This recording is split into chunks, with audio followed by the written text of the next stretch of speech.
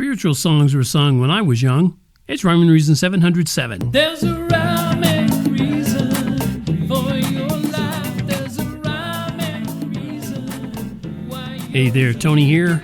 How's it going today? I hope it's awesome in your neck of the woods. It's kind of a rainy day here as I record here in the shadow of Pikes Peak.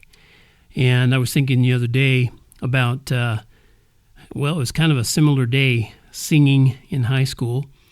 I remember we practiced on an old spiritual song, and that's what we call them, old spiritual songs, as way back in choir in high school in the ancient medieval times. One of those songs came to mind. I think it was called Soon I Will Be Done, but I remember it started out with like the bass, or I guess it was the bass singers, the guys, might have been all the boys singing, soon I will be done with the troubles of the world, going home to see my Lord. They'd sing it down there low, and they'd be singing along that same line over and over, and then the girls would come in, and I don't remember what they sang because I didn't sing the girls' part, but it was fun. We had a lot of fun doing that kind of stuff, and you should probably know that my high school was composed of about 99.99% latte-toned people, and I can only recall probably one or two chocolate-toned people in the whole 4 years I was in high school, literally. So, yeah, looking back on it now, I kind of feel sorry for those chocolate-toned people who had to go there because they were vastly outnumbered. But I will tell you this, as far as I knew, us latte folks, we were real nice to them. I don't remember any kind of racial undertones. I don't remember any of that. Maybe I'm just naive, but I just didn't see it. We didn't have that kind of school. So anyway, there we were, some latte kids singing those chocolate spiritual songs, and it just kind of sounds delicious when you put it that way, doesn't it? Kind of makes me want to go get a latte or something right now. Well, it was delicious. I mean, I loved those songs, and I think most of my choir mates did too. And we loved them because they weren't the norm.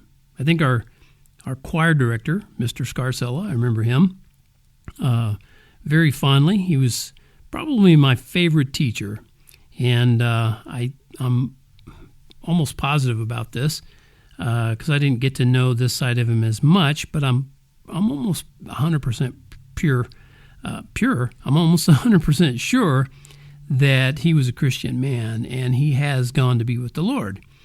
But he enjoyed musical excursions off the beaten path, and I think that's what made him my favorite teacher. And by the way, if you've never visited my websites or read anything that I've written there, or this is the first podcast episode you've ever heard of mine, I went to public school, by the way, not private. It wasn't a Christian school. It was public school, also known as government school. Yes. And so you might be thinking, wow, you were drinking. Boy, I just got my head on a weird way today. You might be thinking, a bunch of white kids singing the spirituals? Yeah, it's pretty cool.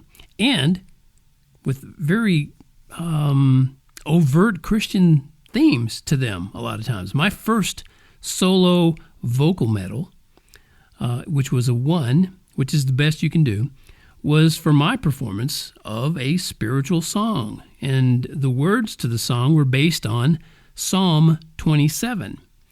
And to this day, I can still hear myself practicing it over and over. I'm sure anyone in my dad's house, if they have any recollection, they're like, oh, he wouldn't shut up. I'd just sing it and sing it and sing it. The Psalm 21 goes kind of like this song did. The Lord is my light and my salvation. Whom then shall I fear? Whom then shall I fear? So if you've ever read Psalm 27, or if you haven't, go over there and read it, and you'll see these words come from that psalm. the crescendo part in my song, in my solo, was "The Lord is the strength of my life," and you build up and you sing it again, "The Lord is the strength of my life," and then you really build it up, "Of whom then shall I be afraid?" Oh man, it was so good. There I was, a sophomore in high school, just singing my heart out, because I was a Christian at that point. And, I just wanted to do my best. And as it turned out, my best was good enough to get me the best you could do in the vocal contest. So that was great. So now, while I do have responsibilities in this world, I have even more important responsibilities to this world, especially to fellow believers. And here's how I know. The Apostle Paul, and he's a guy who wrote most of the New Testament. He's the guy who wrote all of the words that Gentiles who are not Jews, he's the one who wrote all of those. So read Paul's letters. They go kind of like in the middle, mostly middle section of the New Testament. But you'll see them. They're books like to the Romans and the Corinthians and the Colossians and the Ephesians and the Galatians. There are a lot of shuns in there. But read Paul's writings, because if you're not a Jew, he was talking to you, right? And he said it like this: "Let the word of Christ dwell in you richly, in all wisdom, teaching and admonishing one another in psalms and hymns and spiritual songs, singing with grace in your hearts to the Lord." And I hope to still get better at that, because I want my remaining days, whatever they are, my weeks, months, years on earth, to become more significant, not less. So if I sing a song that makes you think or wonder or even feel guilty, I hope you understand my motive, and I hope wisdom rings through each note, each syllable. I hope it does. I want that grace in my heart. I want that grace.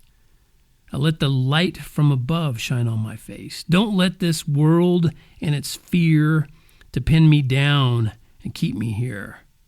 I want that grace in my heart. I want that grace. Thank you so much for tuning in to this episode of Rhyme and Reason, brought to you, as always, by TonyFunderburk.com, where it's so simple, so click easy, so tap easy if you're on a phone or other mobile device, to go there and click away, tap away on that merch tab and grab that first t-shirt you see that pops up. It's the first one for now anyway, that says, "Life has rhyme and reason because God made you." There's a rhyme and reason for your